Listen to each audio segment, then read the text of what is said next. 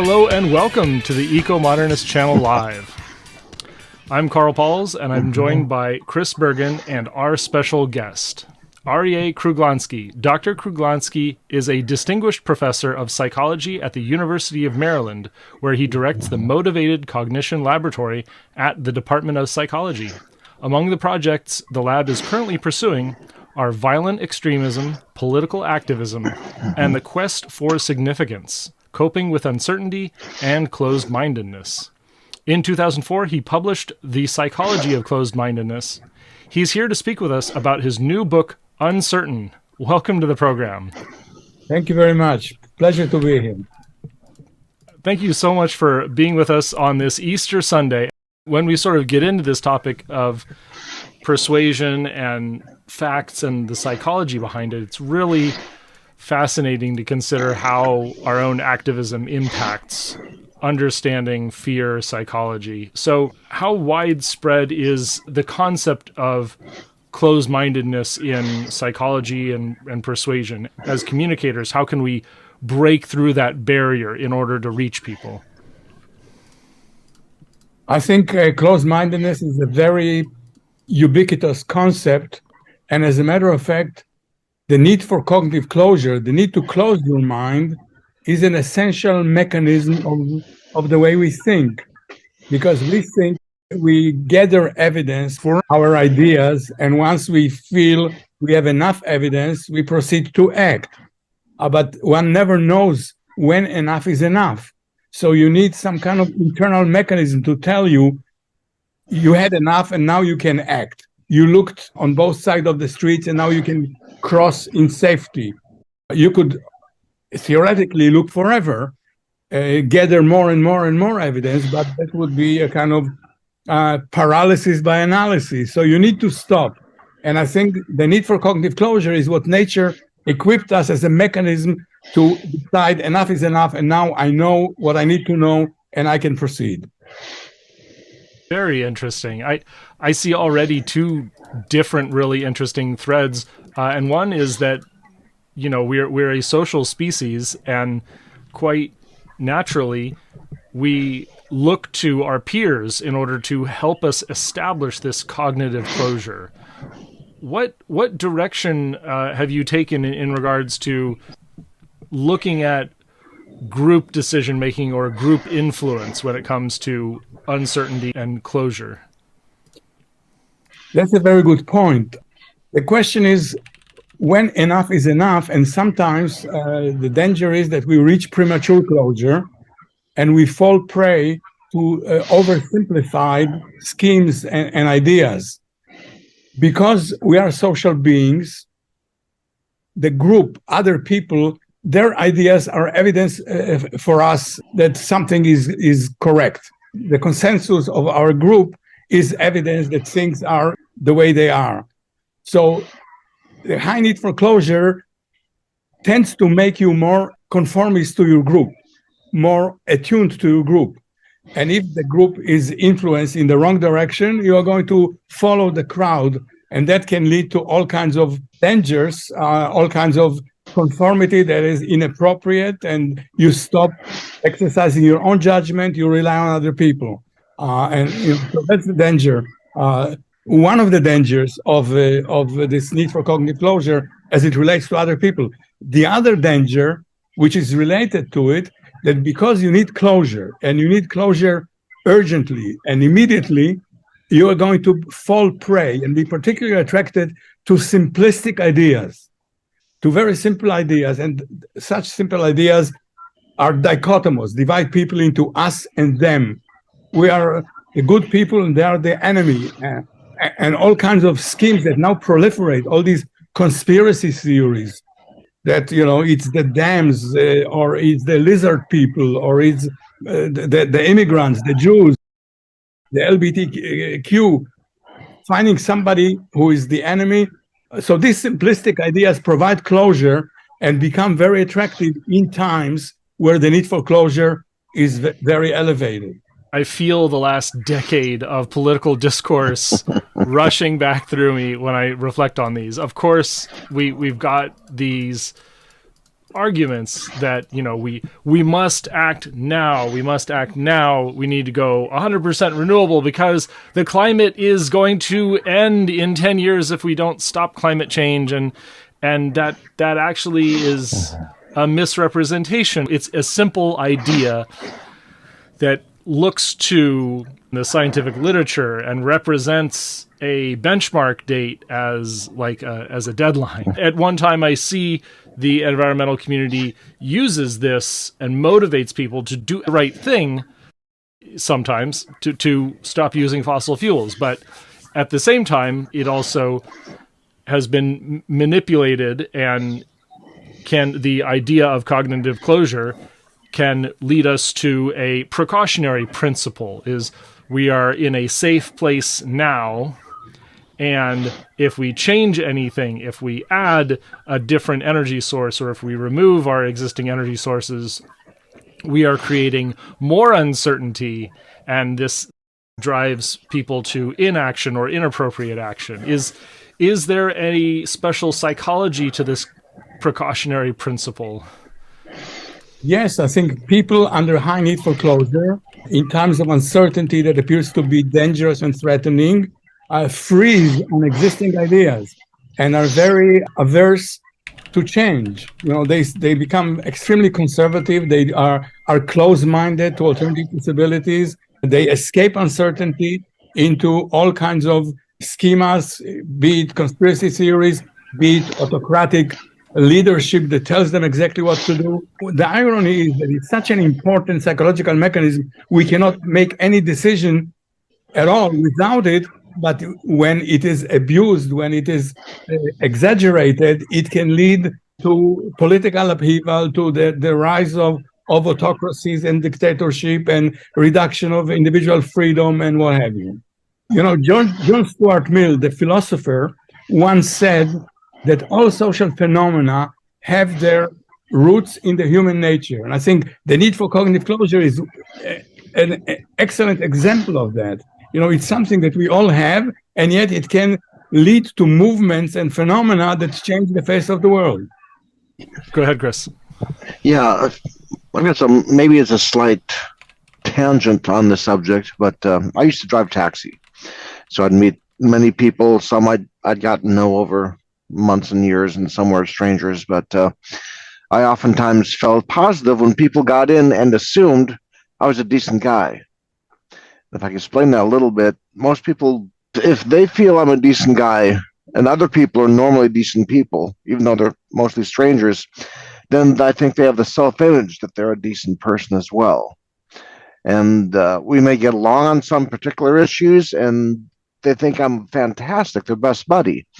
But then when they eventually find out that we disagree on some other subject, they feel betrayed, because they thought the whole spectrum of opinions we should share, because we shared one or two narrow opinions initially. And that makes things difficult for society to get along with on those ways, when we're not willing to just listen and have open conversations.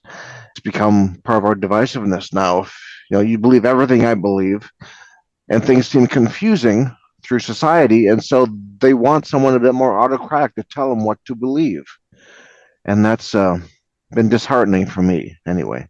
Yeah, it's such an important point, Chris. People really feel very threatened if disagreed with. Mm-hmm. And it's as if you're questioning their worth. It's not their opinions, but the very essence that is being questioned. There is a very interesting play called Art. I don't know if you've seen it. It's about a guy who bought a painting, one of these modern paintings that is completely white on white. And he paid hundreds of thousands of dollars for that painting. And his friend says, "You were duped. What kind of painting is that? It's white on white. I can do that. Any kid can do that." And they disagree on that. And this close friendship in the course of the play really disintegrates, and they become bitter enemies because of this disagreement about a piece of art. So, when you like a movie and I don't, or vice versa, there is a wedge driven between us, and it threatens your very essence, your very humanity. The fact that your truth is not somebody else's truth. Yes, that example I think was used in the recent Daredevil series, the Kingpin character. Uh-huh. He liked a rather large painting. I think it was called White Rabbit on Snow or something. Uh-huh. Yeah, there's subtleties of whiteness, and he would Yes. stare at it for hours, and no one Yeah. understood why. The underlying feelings is something which I think we've become really well accustomed, and my way out of that is to find and align with a person's core values. And usually this is something that can overcome that barrier, that betrayal barrier, where what Chris is speaking about. And I had I've had a number of interactions. One of my favorite was, I'm speaking to a socialist person about nuclear energy, and I say, well, if we had more abundant energy, we wouldn't be facing such really bad restrictions in supply that capitalists take advantage of. And he's like, well, do you trust the third world countries to build these nuclear plants? I said, yes, this is the pattern for revolution that you love. And then this like signaling back and reaching back to his core values and what he understands to be the shared struggle of labor really strongly brought him towards my point. And this is something that's very effective in a persuasive style to reach back to core values. What does cognitive closure speak to when it comes to core values, and how is that short-circuiting the process, or is something else going on? Well, I think what it does is identify a common ground. Even though you may disagree on details, the important thing, the core, is something that you agree on. And therefore, that establishes, again, a commonality between you and the other person. And that reduces the friction. The disagreements become less important because you do agree on core values. And, how to accomplish, how to realize those values may differ. But I think the important thing is that you do agree on the core value.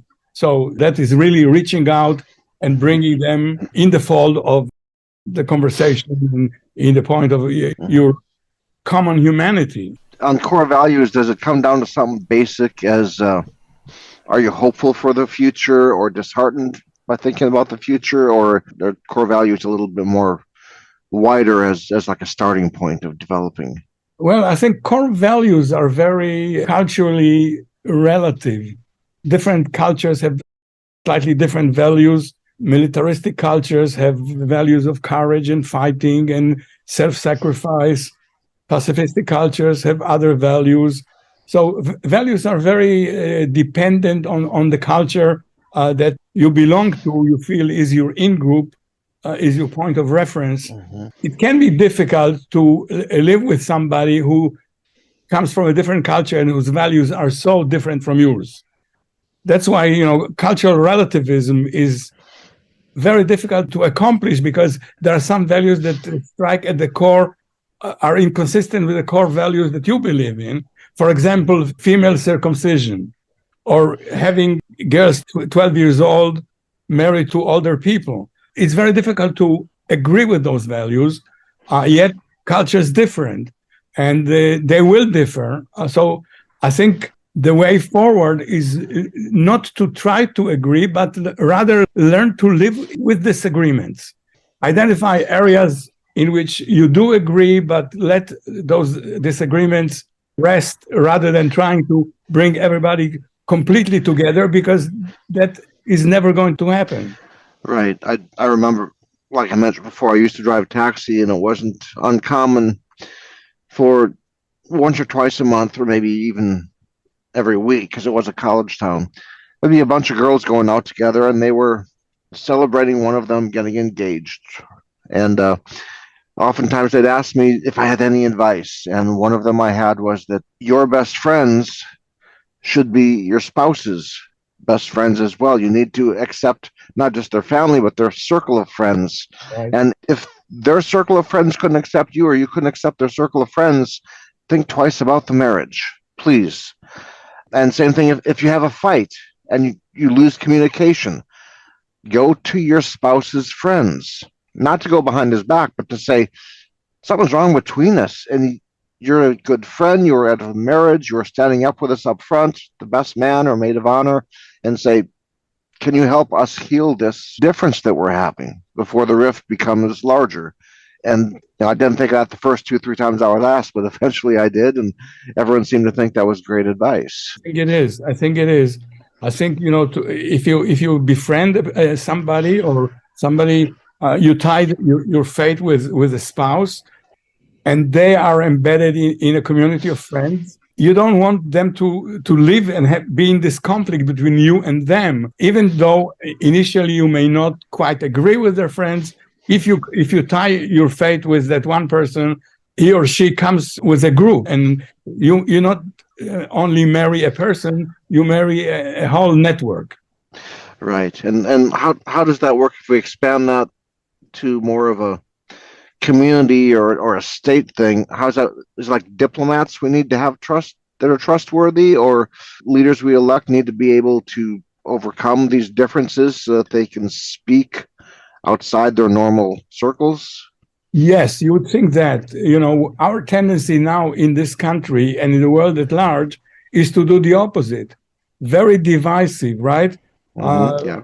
The country is fragmenting, it's dividing into tribes. People feel very strongly demonizing the other side, not recognizing that they may have a point, just thinking in black and white terms, which is one consequence of the need for closure. So they are bad and we are good, and therefore whatever they do is despicable.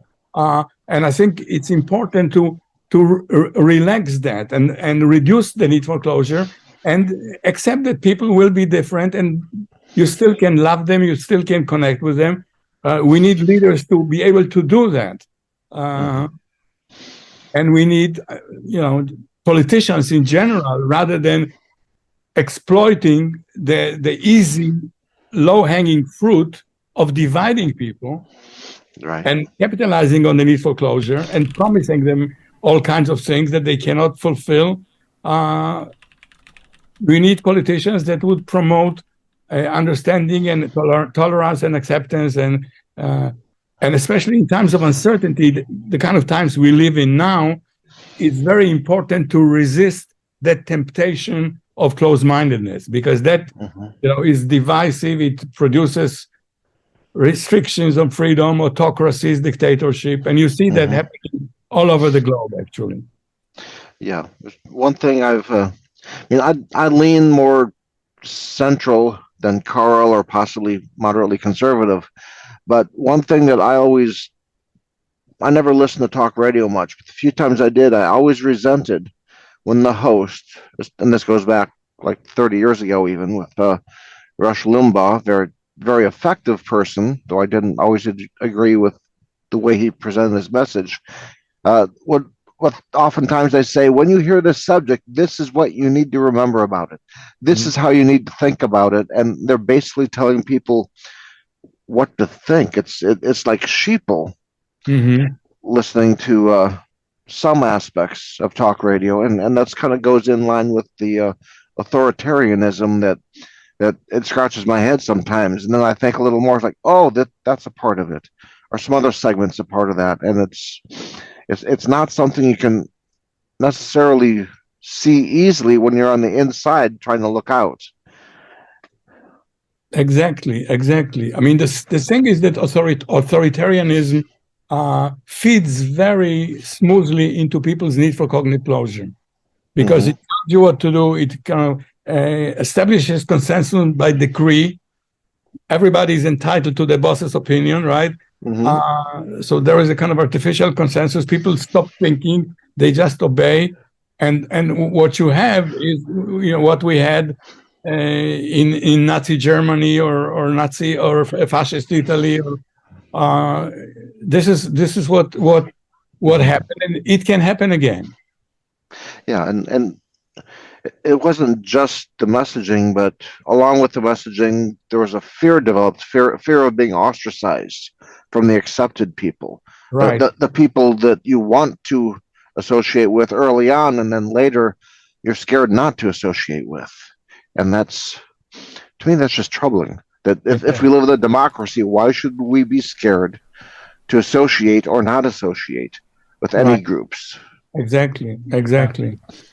And of course, this is the problem we've seen with attempts to have some kind of a communal state, is the consensus by decree again and again and again becomes the rule of the land. There's very little room for debate when this vanguard revolutionary party attempts to transition into running a state. It seems to always fail, unfortunately, and that's a big puzzle.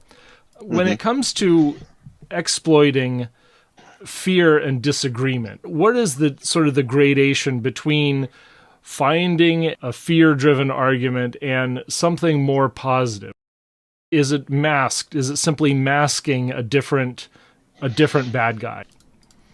Yeah, use of fear is very effective. People respond to it, and therefore politicians tend to use it whenever it seems appropriate.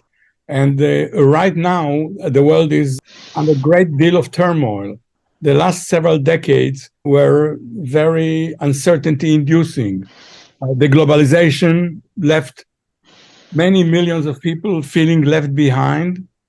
The financial crisis compounded that. The refugee crisis in Europe.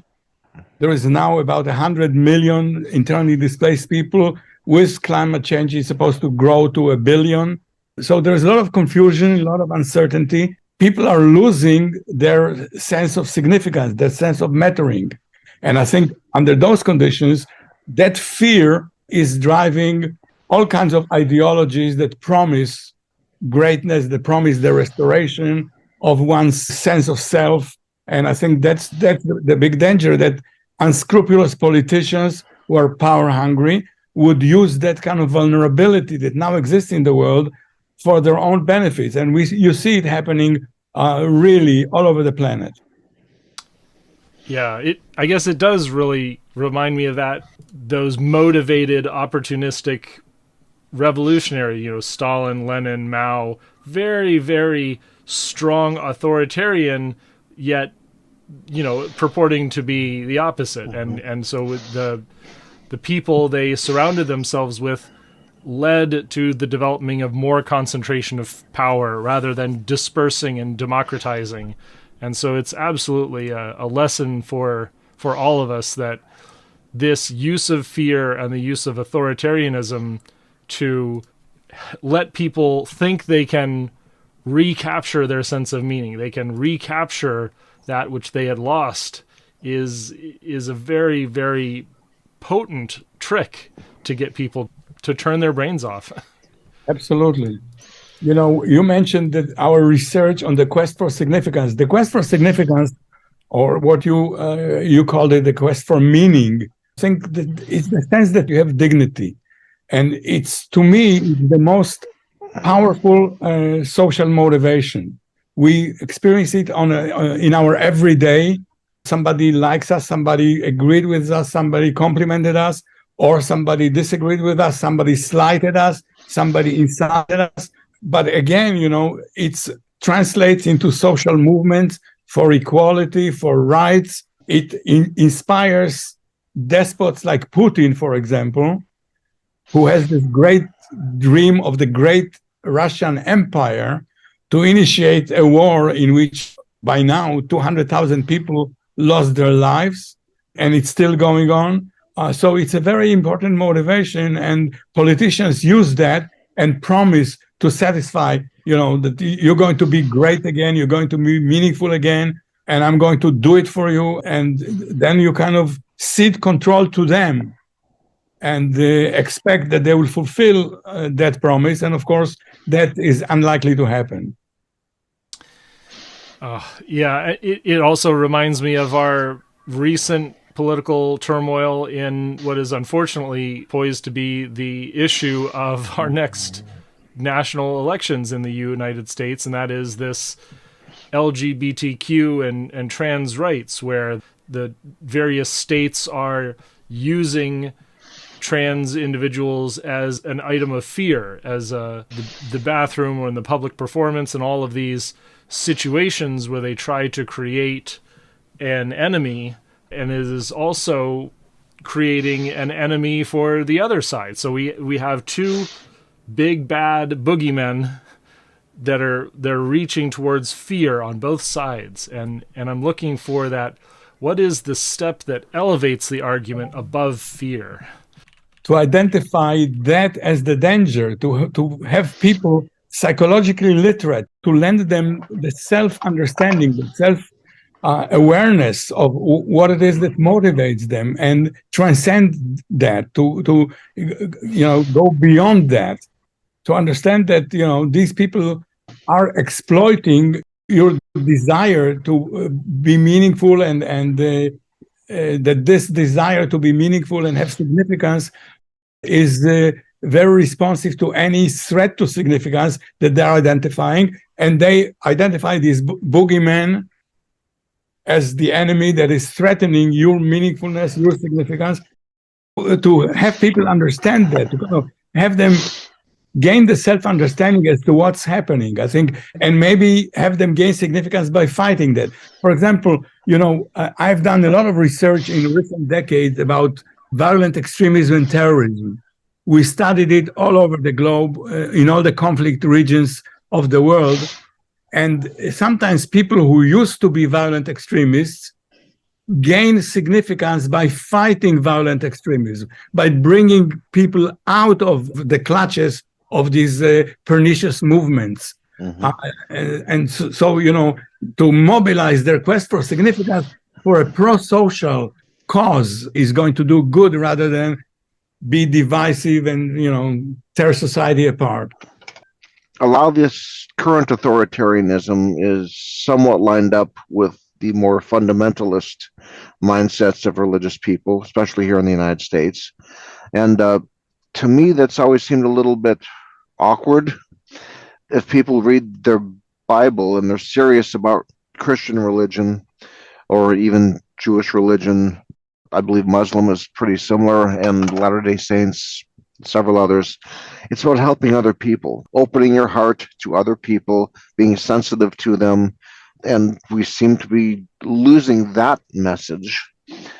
It's so interesting about religion because, as you said, religion has this humanistic aspect to it. All the religions are preaching tolerance, preaching, take the other, give the other cheek, be compassionate. But on the other hand, all religions have been hijacked by extremists. They are somehow, because they are so important, that anybody who has a different point of view is readily labeled as an infidel, as somebody who is worthy. So, we had the Crusades in the Middle Ages against the Muslims, and now we have the Muslims against the Christians, against the West, the Islamist jihadists. The Jews who were persecuted can now persecute others in the name of religion, in the name of the superiority of the religious truth. Even though religion, the content of religions is mostly humane, and tolerant, and wonderful, they're also susceptible to being hijacked by extremists, unfortunately. So, the battle between good and evil in the human nature continues. We have this propensity to react with violence, to fear, and to slight. Whenever we feel we are not accepted, we are insulted, the first thing that comes to mind is aggression. It's our civilization is skin deep, and you scratch it, and this reptilian mind jumps into action. Advent of civilization was try to curb that, and if you look, read people like Steven Pinker, the Harvard professor, his data suggests, there is some controversy about his conclusions, but he suggests that over time, all things considered, people became less violent than they used to be. There is a trend toward decreasing violence, even though about 100 million people died in the 20th century in the two wars and the communism and and fascism, but he still finds statistically there is a trend for the better. Of course, he doesn't assure anything because the reptilian brain is still here, and given the technology, the destructive technology that we keep on improving on, the next war, should it erupt, could be even a greater disaster than the previous ones. Right. Just as when an individual, say, becomes drunk, whether they do it regularly or rarely, they tend to regress into their more base emotions. Exactly. And so our society under stress wants to regress into base emotions. We're feeling stressed and we're overreacting to that stress, I think. Exactly. So when it comes to, the regression, I just want to sort of go straight into, perhaps one of the more significant fearful ideas, and also the way that we have closed our minds, is the treatment and response to the international pandemic. We saw at first some very stringent responses, isolating entire communities, and masks, and then vaccines, and different closed-minded responses to each of these. And in some ways, like these accusations of being closed-minded when it came to how those were implemented. And so if I don't understand anything about the science, where do I begin, surrounded by all of these groups that tell me the other side is closed-minded? There is no simple answer to this question, Carl. I think the pandemic was a state of uncertainty with very dire possible consequences. You could die, you could lose your job, your close ones could become ill and die. So under this uncertainty, you look for somebody to trust, somebody who is going to tell you what to do. And that depends. Some people believe the government, believe the science. Other people were questioning. There has been deterioration of trust in public institutions in this country over the last several decades. Putnam wrote about it years ago in his book, Bowling Alone. Right now, this is at the lowest point of trust in public institutions. We don't trust the presidency, we don't trust the Supreme Court, we don't trust the Congress, we don't trust science, we don't trust medicine, So who do you trust? It depends. You trust your tribe. Some people did trust the government, some people rejected the government. It's a fractionation of society because there is no common glue that keeps us together.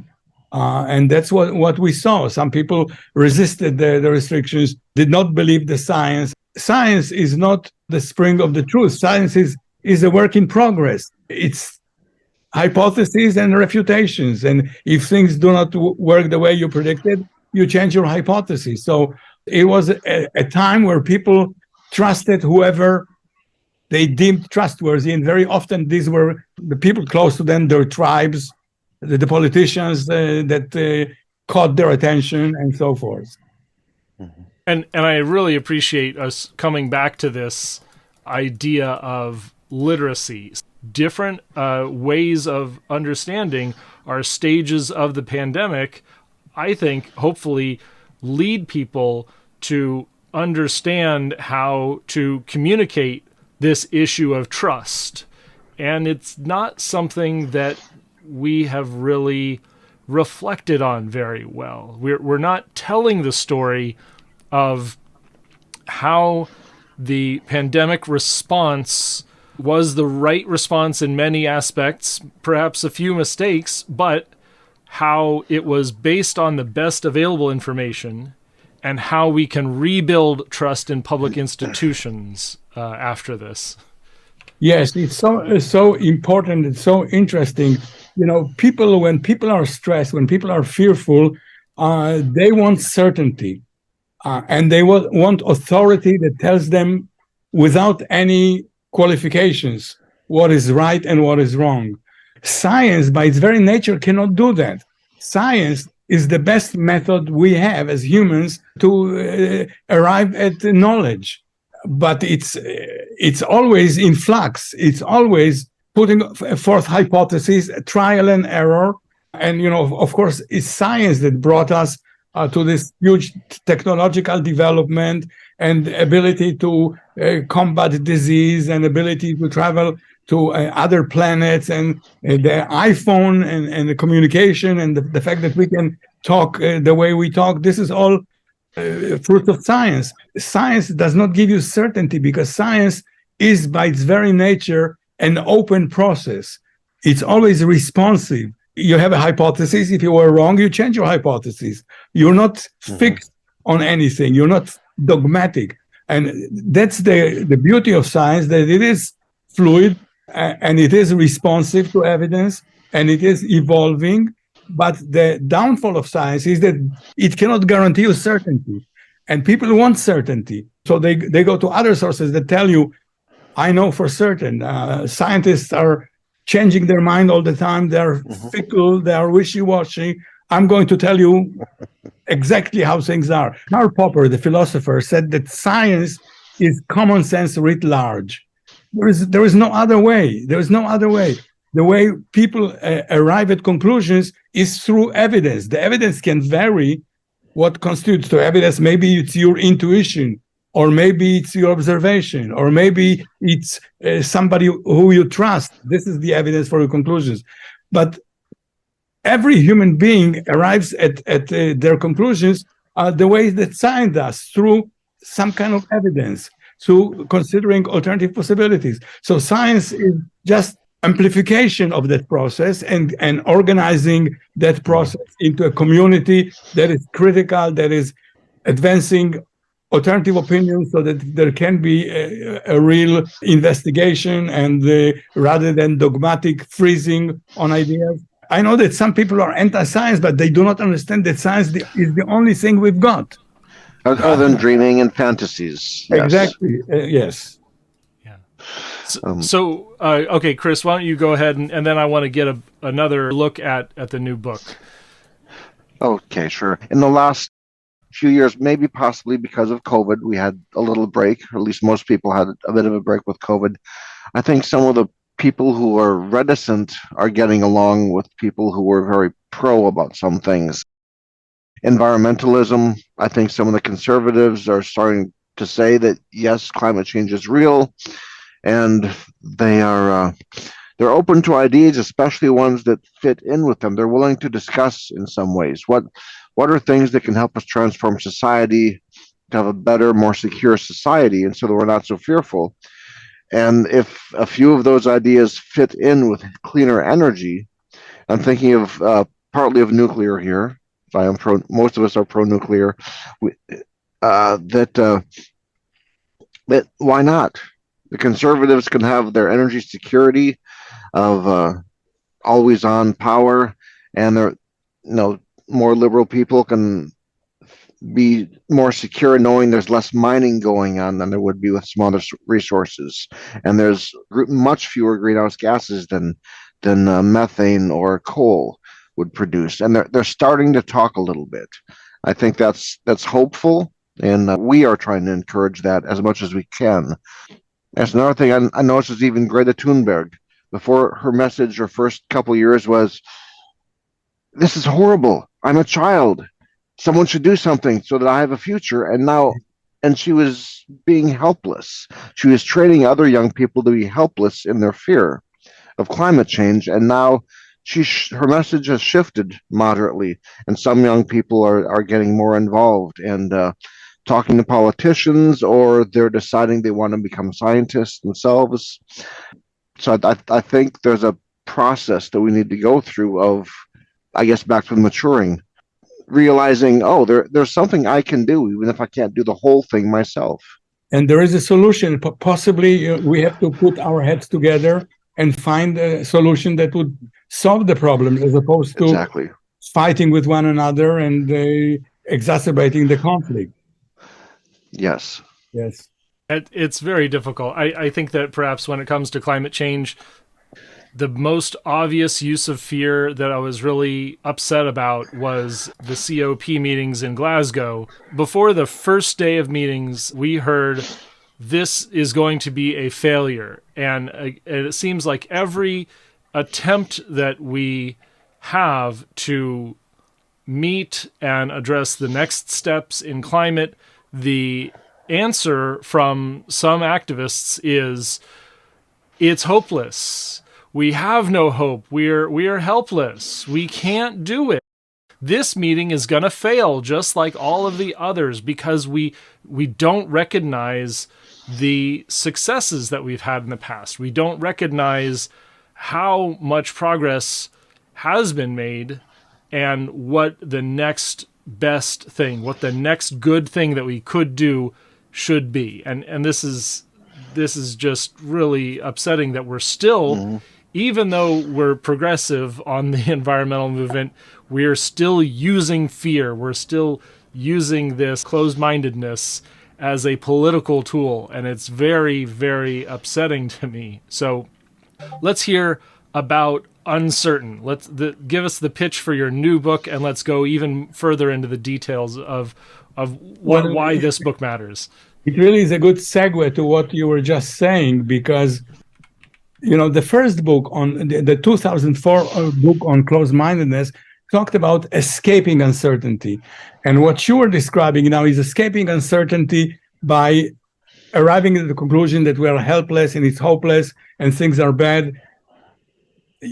This gives you some kind of certainty. You know that things are bad. You know that nothing can be done, and you can go to sleep. You can rest. There's nothing that needs to be done. During the pandemic, I realized that some people deal with pandemic in a creative way. They find hobbies. They find things to do. They develop interests. They find there was this.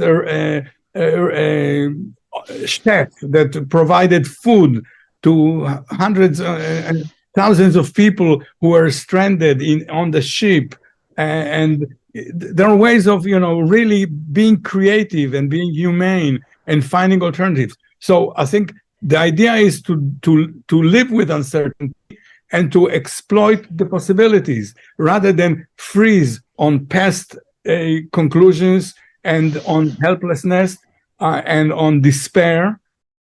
And that's what the new book is about, that there are ways of living with uncertainty and exploiting the options that it affords. If you look at it very carefully rather than escaping it, there are possibilities. The human mind is creative, it's ingenious. It can find ways that were not thought about before.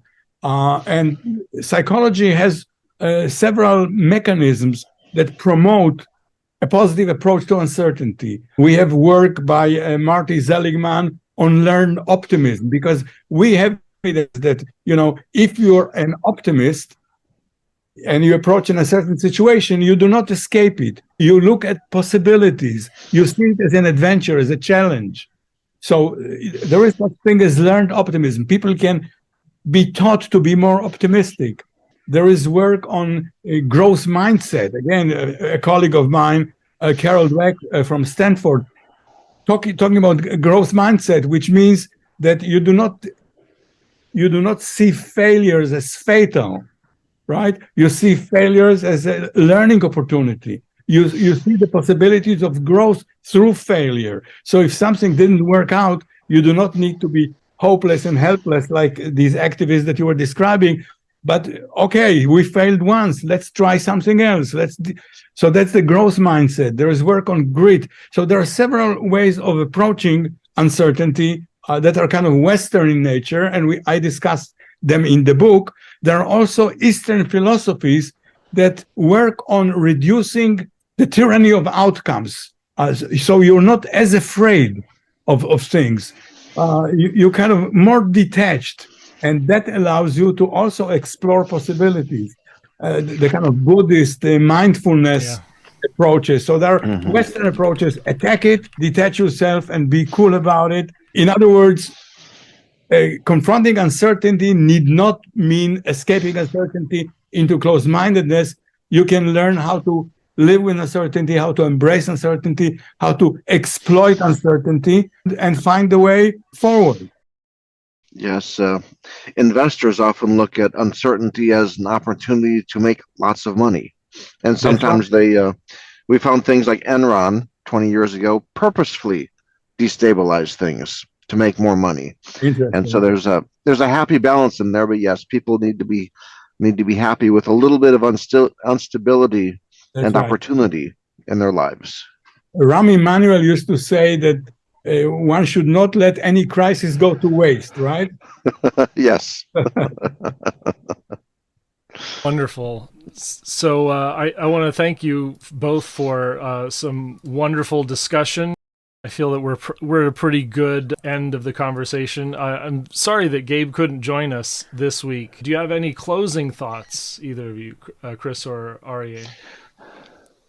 Not really. I did notice that we kind of danced around the concept of heuristics a little bit, but mental shortcuts are a good thing, but over-reliance on them, I guess, leads to a breakdown of our personal thought process or societal levels of thought process. We need to revisit our mental shortcuts every once in a while.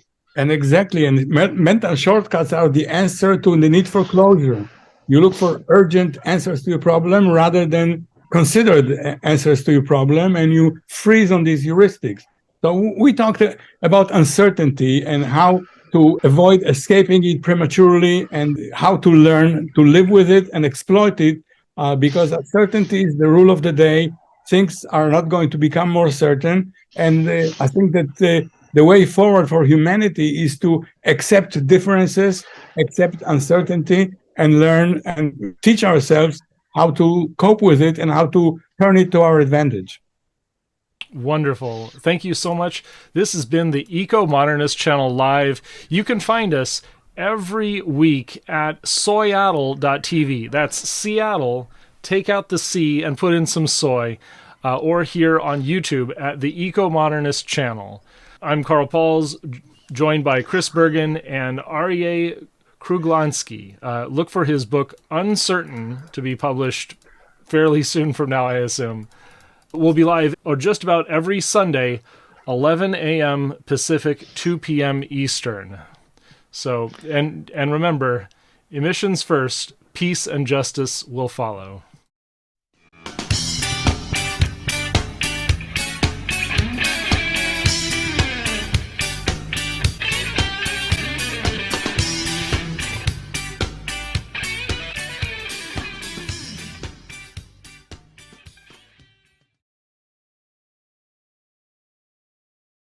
Please subscribe to us on YouTube, Ecomodernist Channel.